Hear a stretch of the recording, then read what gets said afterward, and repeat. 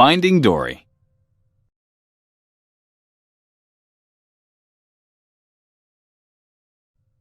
Dory was a baby blue tangfish.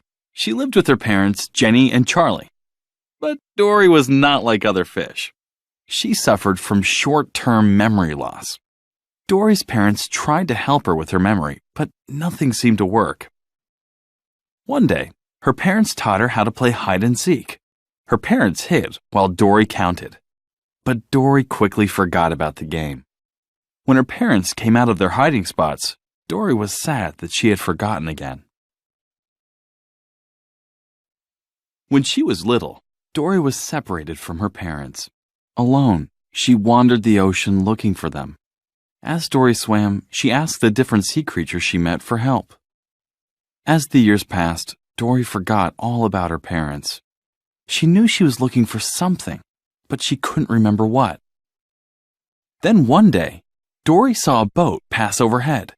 Nearby, she heard a panicked voice. "They took my son!" someone cried out. "My son! Help me, please!"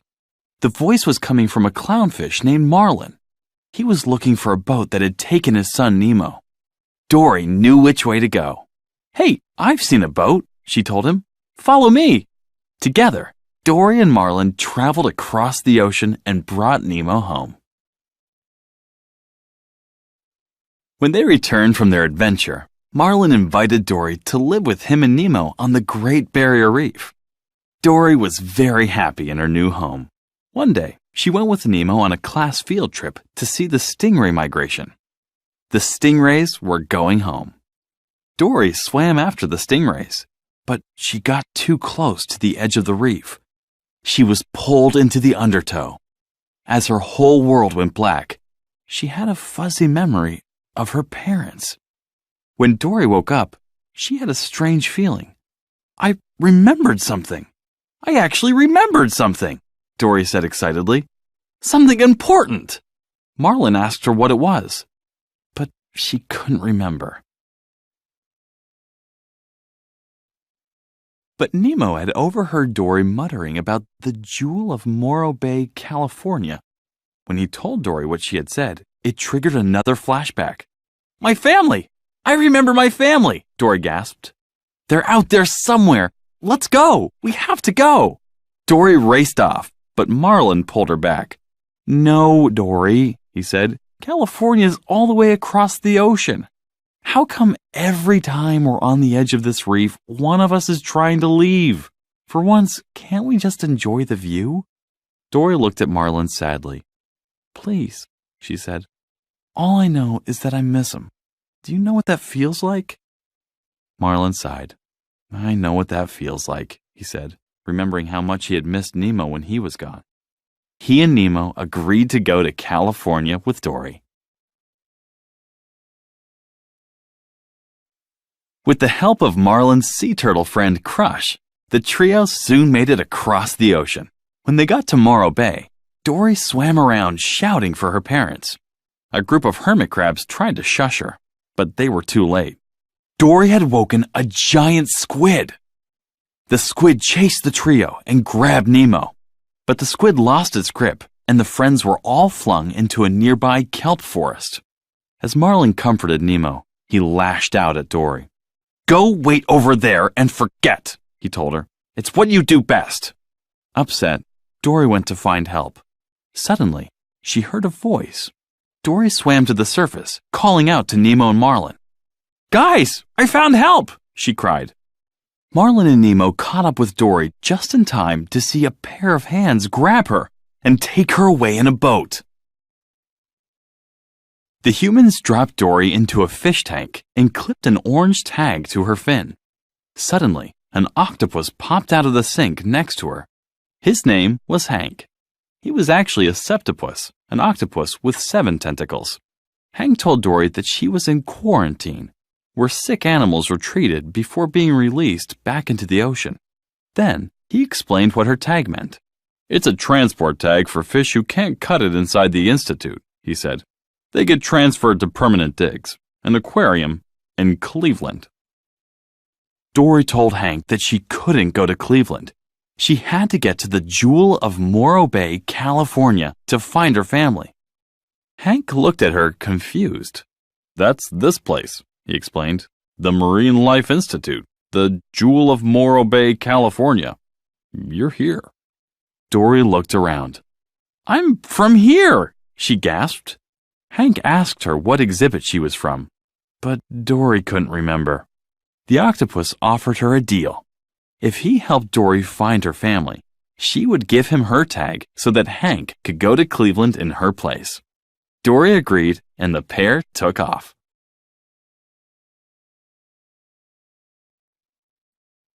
As Hank and Dory wandered the institute, they met Bailey, a beluga whale who could use sound waves to see, and a whale shark named Destiny. Destiny knew Dory. "You and I were friends," Destiny said. "We talked through the pipes when we were little. You from your exhibit, me from here. We were pipe pals." Destiny told Dory that she was from the open ocean exhibit. She suggested that Dory swim through the pipes to get there. But Hank couldn't fit into the pipes, and Dory was worried she would get lost on her own. She was determined to find another way to the exhibit.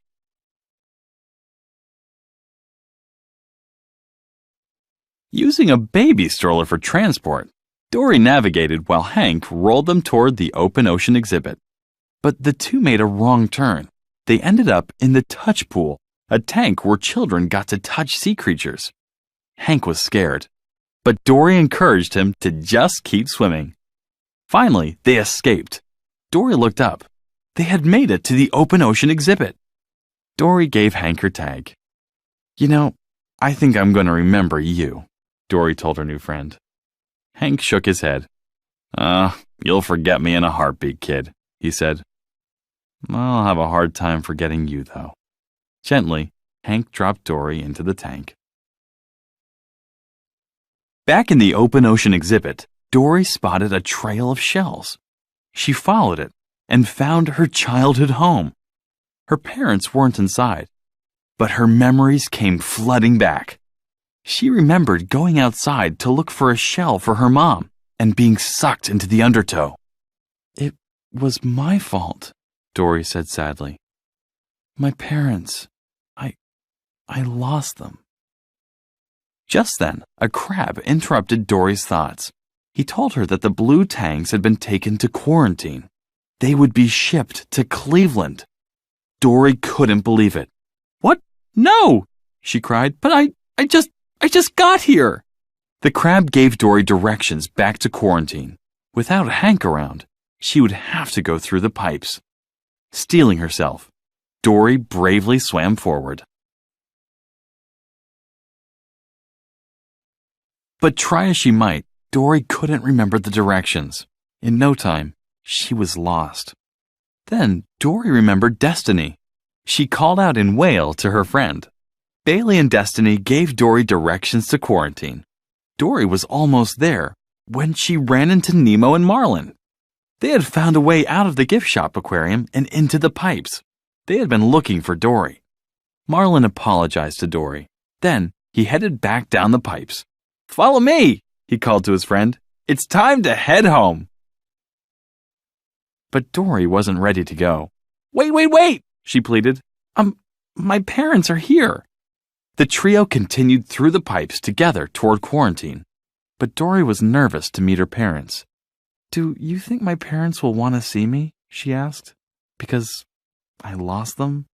Marlin smiled at Dory. "Ever since I met you," he began, "you've shown me how to do stuff I've never dreamed of doing. Dory, because of who you are about to find your parents. And when you do that, you'll be home." When they reached quarantine, the tank of blue tangs had already been loaded on the truck to the aquarium. Suddenly, Hank appeared. Lifting Dory and her friends into a coffee pot, he helped them onto the truck. Inside, the blue tangs recognized Dory. They explained that her parents had gone to quarantine to find her years ago. They had never returned. Dory realized her parents were gone. "I don't have a family," she said sadly. "No, Dory," Nemo said, shaking his head. That's not true.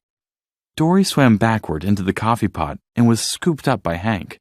Looking in the pot, Hank was surprised to see that Marlin and Nemo weren't there. "Your orange friends are on their way to Cleveland," he told Dory.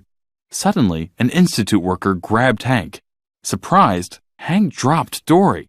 He watched horrified as the little blue tang spilled onto the floor and down a drain to the ocean. Dory shot out of the drain into the ocean. All alone, she began to panic. "What do I do?" she wondered. "What would Dory do?" As Dory swam, she spotted a trail of shells. She decided to follow it. In the distance, Dory saw two figures moving toward her. It was her parents! They were overjoyed to see Dory. They pulled Dory close, smiling through their tears. "It's you! It's really you!" Dory cried. Dory's parents explained that when they didn't find her in quarantine, they realized that she must have gone through the pipes to the ocean. They knew they had to do the same thing. They had been waiting in the same spot for years, hoping Dory would return. When her parents asked her if she had been alone all the time, Dory suddenly remembered her friends. Marlin and Nemo were still on the truck.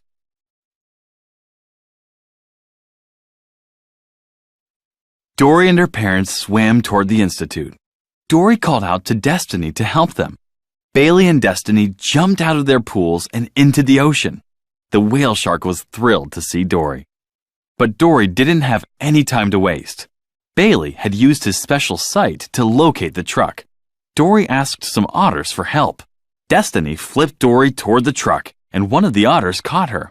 On Dory's signal, all the otters began to hug. It was a cuddle party. Traffic stopped. The otter brought Dory to the back of the truck. Hank took Dory and placed her into Marlin and Nemo's tank. Nemo was excited to see Dory. "Dory, you came back," he said. Dory smiled at him and Marlin. She couldn't leave her family. Suddenly, Hank knocked on their tank. The fish had to find a way to get back to the ocean before it was too late.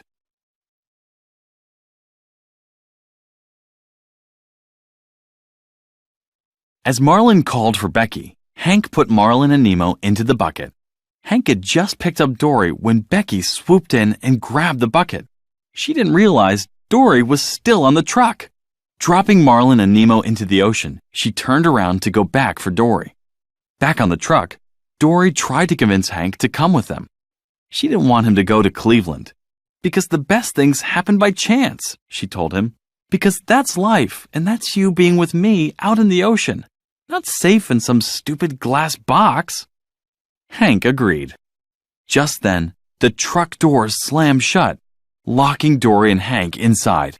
Hank was ready to give up, but Dory refused. "There's gotta be a way! There's always a way!" she said with determination. Looking up, the two spotted a vent in the ceiling. Hank was relieved. "Holy carp!" he cried out. "There is another way." Together, the pair squeezed through the vent. Holding Dory, Hank stretched himself across the windshield. The two institute workers inside the truck jumped out. Hank took the driver's seat and set Dory in a cup. He steered while Dory navigated. Dory knew they had to get back to the ocean. Nervously, Dory looked at Hank. She was going to ask him to do something crazy. "I'm okay with crazy," Hank said, smiling. Together, they drove the truck off the road and into the ocean. Dory, Hank, and the rest of the fish fell into the ocean where Dory's friends and family were waiting. They were free. A short time later, Dory found herself back on the Great Barrier Reef. Hank, Destiny, Bailey, and her parents had come to live with her, Marlin, and Nemo. One day, Marlin followed Dory to the drop-off. He was worried that she would forget where she was going and get lost. Dory stopped at the edge, looking out into the vast blue. Then she turned to Marlin. "I was just enjoying the view," she said. Marlin settled next to Dory and turned around. "Wow, it really is quite the view," he agreed. Dory looked behind her. Her combined family was gathered together, smiling at her. Dory had a feeling she'd remember this moment forever.